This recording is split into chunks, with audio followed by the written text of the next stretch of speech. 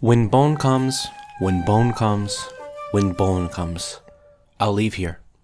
If bone comes soon, I'll go home soon. If I die, who will cry? Only crows and cicadas in the mountains. If I die, bury me on the roadside. Every passerby will give me a flower. What flower? Camellia. Camellia. Heaven will give me water. Heaven will bless me with water. The music you hear in the background is adorned with these lyrics. But why are such dark lyrics attached to such a beautiful melody and called a lullaby? In today's video, we will trace the history of some of the famous Komoriuta pieces, or lullabies, in the Japanese canon. Introduction. Japanese Komoriuta, or lullabies, have a rich history deeply intertwined with the cultural and societal dynamics of Japan, especially during the Edo and Meiji periods. These periods, spanning from the early 17th to the early 20th centuries, were marked by significant social, economic, and political changes, including the emergence of the child slave system. During the Edo period, Japan was ruled by the Tokugawa shogunate, a feudal military government that enforced strict social hierarchies and isolationist policies. One of the notable features of this period was the rigid class system, with samurai warriors at the top, followed by farmers, artisans, and merchants. Beneath them were outcast groups, such as the Eta, the untouchables, and Hinin, non-humans, who faced severe discrimination and limited opportunities for social mobility. Within this hierarchical society, child labor was common, and children from lower class societies often faced exploitation and abuse. In rural areas, children were expected to contribute to family labor from a young age, while in urban centers like Edo, modern-day Tokyo, many children were drawn into various forms of apprenticeship and servitude. The child slave system in Edo and Meiji Japan was particularly prevalent in the entertainment industry, where young girls known as odorokiko were often sold into indentured servitude to work as dancers, singers, or prostitutes. These girls were typically recruited from impoverished families or orphanages, and were subjected to harsh training and living conditions. The Komoriuta of this period often reflected the struggles and hardship faced by children and families.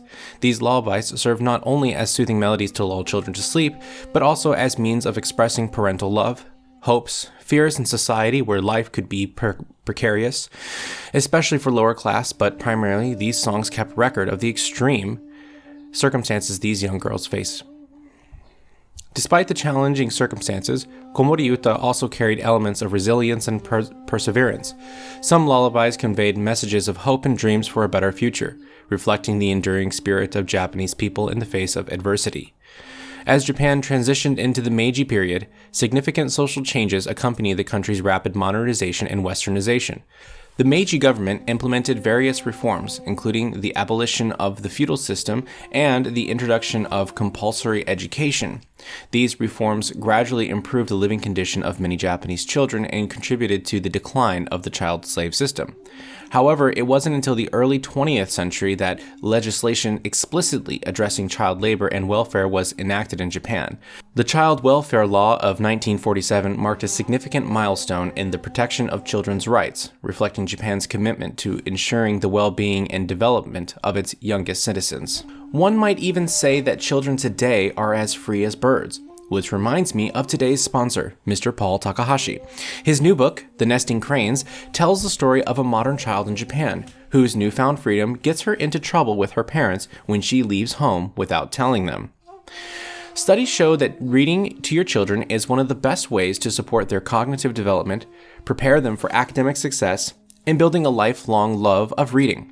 Also, children who are read to daily are much less likely to compose bitter ballads about how their parents have betrayed them. So don't delay. Get your copy today on Amazon. The link is in the description below. Now, back to today's topic. Introduction to Komori, the music and lyrics. The bulk of music by these nursemaids ranged from 1845 to 1945. The word Komoriuta can be translated as nursemaid song. The opening lyrics to this video are from one of these Komoriutas, arguably the most famous of them all, Itsuki no Komoriuta. But who are these unknown nursemaid composers? Typically speaking, nursemaids were mostly 5 to 12-year-old girls. Of course, there were cases of boy komori as well as slightly older girls. I suppose the natural next question is, where did they come from? Wells, in her article, which I will be heavily relying on this video, is Japanese folk songs created by child nursemaids. She notes this: their nursemaids' families were so poor that they could not support all their children, so the parents sent some of their children to richer farmers or merchants as nursemaids. In some communities, as in Itsuki village, where Itsuki no Komoriuta was originally sung, the peasants were expected to send all of their female children, when they became a certain age, to the landowner's family for some decided number of years in order to pay a part of the rent. In the master's house, the nursemaids were given meals and coarse clothing, but no salary. On top of babysitting, they had to wash diapers in the river, help in the kitchen, mend clothes, and do other chores around the house. The life of the nursemaid was difficult, and they missed their families. They hated their job, and often they hated the babies whom they had to carry on their backs all day. They sang songs while rocking the baby. The songs express all kinds of emotions: sadness, loneliness, despair, anger, malignity, desire to enjoy life, and a vague hope for a better future. The melodies of the music were not always composed by the Komori themselves, but were borrowed from other popular melodies that could be heard sung by women working in rice fields or stone mills. One thing that remains fairly constant is the monotonous rhythmic elements of the melodies, likely used as a metronomic lulling to get the babies to sleep. As these original pieces were juxtaposed on top of popular melodies, Komori would share their newly created renditions with others. According to Wells, quote, "The nursemaids spent the daytime together in groups because they were banned from the houses and farms where adults were working. They were often on streets and sometimes staying in the shrine yards," close quote. Today, the Japanese government has many laws in place to protect children and burakumin. Here's a short section from the National Encyclopedia on Japanese Working Conditions. Quote, "Japanese labor law provides for a 40-hour work week, but the law is not usually enforced in small enterprises. It also prohibits forced and compulsory labor as well as child labor. Children under the age of 15 may not work. Children over the age of 15 may be employed for non-hazardous jobs only. In addition, the labor law forbids discrimination in the workforce, though it exists in practice. The burakumin, who are ethnically Japanese but are the offsprings of the so-called outcasts of the feudal era, experience both social and employment discrimination," close quote. Though the legal codes changed, the music and lyrics of these nursemaids remained.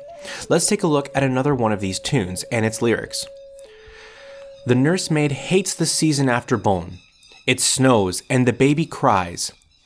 This baby cries all the time. This baby pulls my hair. I get thinner day by day nursing the baby. I want to go home. I want to leave this village. Far over there, I see my parents' house." The two songs we have shown here are both in a sad tone, but the range of expression, as mentioned before, is wide. Let's take a look at another set of lyrics. Nursemaid and parents. According to Wells, a nursemaid was usually taken to her master's house by her parent on the day she started working. On that day, the master and the girl's parents made a contract. To her, it did not seem fair that they made a contract about her without asking if she approved of it or not. There is a song that showcases this situation in the child's frustration. The following lyrics are from the Mie Prefecture, Machida, Volume Kinki, 567, access from Wells. "Don't cry, don't moan, don't cry anymore. Even if you cry, I can't feed you with my breast. I can't do anything by myself. Myself confined for years in a sheet of paper." Let's jump to another song from Kumamoto Prefecture. "I'm stupid, stupid, a stupid man's daughter. I ask of you, clever man, to keep me in your house." As a father of two, poems like these are heartbreaking and a sad reality for many of these young girls. In the first one, it attests to the young age of the child taking care of the babies, unable to feed the child when they cry. The next statement, afterward, showcases the contract law, locking her in for the years of slavery, myself confined for years in a sheet of paper. Then the following lyrics from Kumamoto are described this way by Wells. Quote, "Probably the girl's father left her with the master saying that he himself is a stupid man, and naturally his daughter is stupid. By saying so, the father meant to ask the master for great patience about her mistakes." Now, from Western eyes, this may seem strange, but in Japanese culture, humbling oneself and saying humiliating things about oneself or one's family is a way that a person can protect themselves from future punishment. Wells continues. However, the girl felt hurt when she heard that her father and she were stupid and inferior to the master. In another portion of Wells' article, there exists an excerpt from a diary entry from the autobiography of Sumiko titled Nono-san ni narundayo, which means you will become a little Buddha. This autobiography was written by Takayama, and it details part of her life in Mizuho village as a nursemaid. Although her experiences weren't as bad as many of the other Komori we will encounter later, it gives us a sense of the life of a Komori. Here is our entry. In April 1930, I entered Inukai Elementary School, which was run by Mizuho Village. There were 48 students in my class. When I was in the 4th grade, I became a nursemaid at my relative's house. Because she notes here that she was at a relative's house, this is probably the reason why her experience wasn't as extreme. The master was my father's cousin. He was a farmer and had a big family. The family also had a paper-making factory, and they probably were too busy to take care of their children. It seemed that my parents and the master had an agreement that the master would let me go to school and give me 2 rolls of plainly woven silk kimono cloth if I lived there and worked as a nursemaid. 2 rolls of thin kimono cloth for 3 years of consecutive work. This illustrates some of the irregularities of her situation. One is that she was still permitted to go to school. This was not the normal circumstances for a Komori, and they would be at home all day cleaning, preparing food, and taking care of children while the masters were home. There would be no time for school. 2, she received a payment. Though the payment was only 2 thin silken kimono rolls, which would only make about 2 kimonos, she received a payment nonetheless. In some of the other songs of Komori, they lament that they don't even have an obi to tie their kimono shut. Many Komori have very limited clothing and sometimes only 1 piece of clothing all year round. Quote, I nursed a baby from 4 o'clock in the morning to the time I went to school. Farmers got up very early. In that house, all the family members got up at 4. Strangely enough, little children woke up with their mother. They started crying at 4. Strangely enough, I have 2 of these alarm clocks at my house as well, except we typically get up at 3 only to go back to bed at 4. We continue. I pretended to be fast asleep, but the mother opened the paper sliding door, shoji, of my room and made me get up by kicking my legs. So from 4 o'clock until the time I went to school, I took care of 2 of their children, carrying a baby on my back and holding a 3-year-old child by the hand. This image she describes here is very common in the Komori culture, so common that we have many pictures of them. We continue. When I came home from school, a family member used to find me from a distance and shout, "Hurry up! Come here! Hurry up!" During the harvest season, the family worked until midnight. They separated unhulled rice from the straw and got rid of the hull. I wondered when the wife and the husband rested. While they were up, I had to babysit their children. Wells has this to elucidate on this short excerpt. Quote, Takayama's case was not particularly severe. It may be said that she was rather fortunate among nursemaids because she was allowed to go to school. She could rest at school. However, regardless of the condition of their work, the nursemaids were still very young and sorely missed by their families. A nursemaid sings the following. I want to leave here as soon as possible. I want to go home crossing the sea, over the mountains. I want to see the face of my mother and father. There is a large collection of Komori songs which can be found in Kitahara Kakushu Kyoiku Aishi Komori Kyojou Handama no Gakko, A Sad History of Education, Schools for Nursemaids, Young Women Factory Workers, and Apprentice Geishas. Here are a few that Keiko translated in her article, which really showcases the pain that many of these Komori felt. Mother, I was scolded again today. I cannot let anybody know how I feel. I will cry till dawn. When the first sunlight, I will run away. Another particularly painful lyric follows next. I wonder if my mother is awake or asleep now. I wonder if she remembers me. One wants to go home as many times as all the grass on the path home will disappear from being walked on. And one more which shows deep disdain and anger. My father dared to make me work as a nursemaid.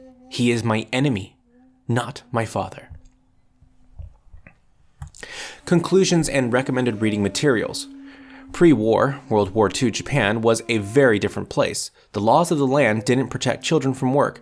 Elementary school teachers recommended parents send their children to school. However, this was advice falling on deaf ears. As many of these families struggled to feed their children and maintain their household, it was unfortunate that this advice was unrealistic for them. The pre-war Japan government also found these songs to be disturbing. Keiko showcased this by the government report from 1883. The pre-war Japan government also found these songs to be disturbing. Wells showcased this by the government report from 1883. Quote, "It is a great shame that nursemaids do not go to school and spend time in the shrines, temples, and on the streets all day in groups. Their only obligation is to prevent the babies from crying. They sing disgraceful, vulgar songs, give trouble to coaches and horses, scorn passerbys, etc.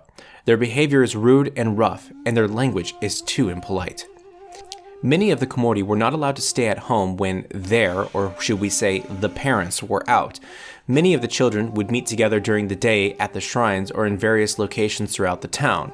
This is how many of the songs were spread throughout their subculture. Another example of these cruel or vulgar songs is one like this. "We nursemaids live a more miserable life than being dead. When the baby cries, they think I teased it. When it is in a good mood, they think I cheated it. When it is asleep, they think I killed it. It's hard to be a nursemaid."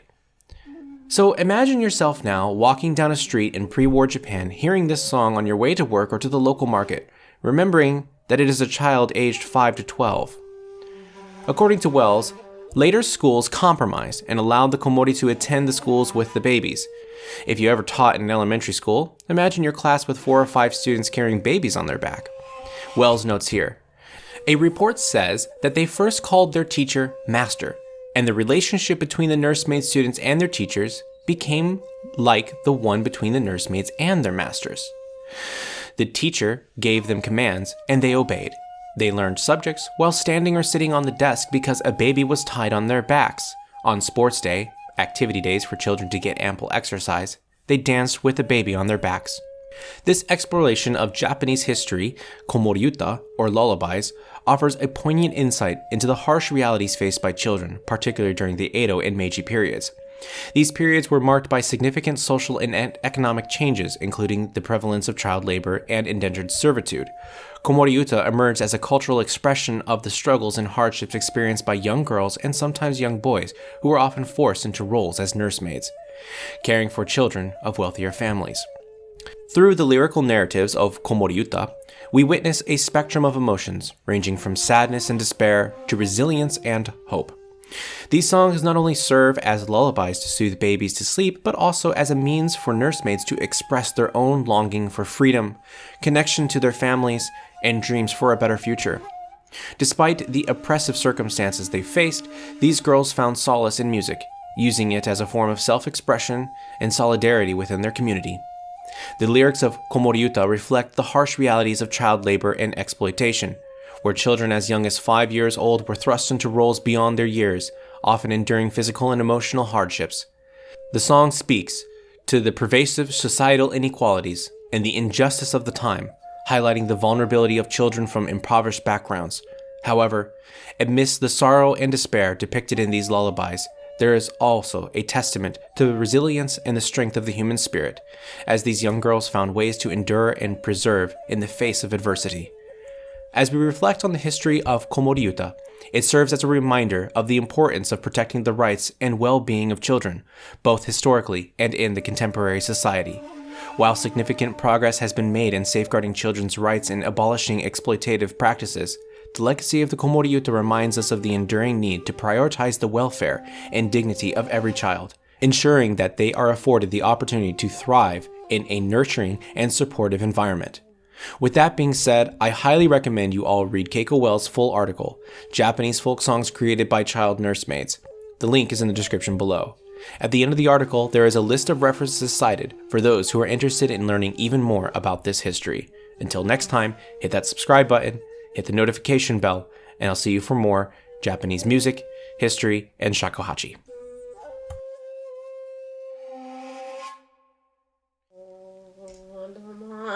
Bongiri, bongiri, bon kara sa kya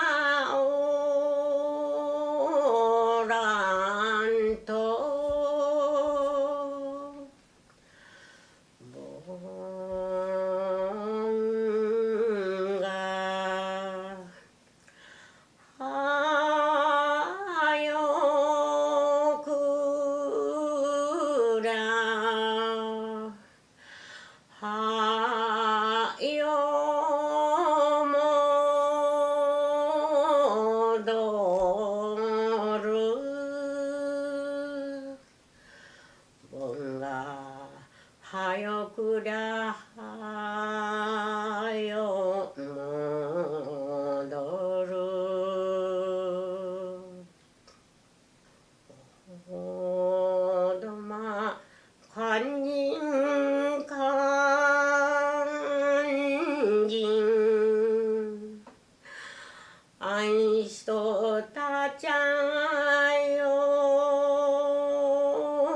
かしよかしよかおびよかきもんよかしよかおびよ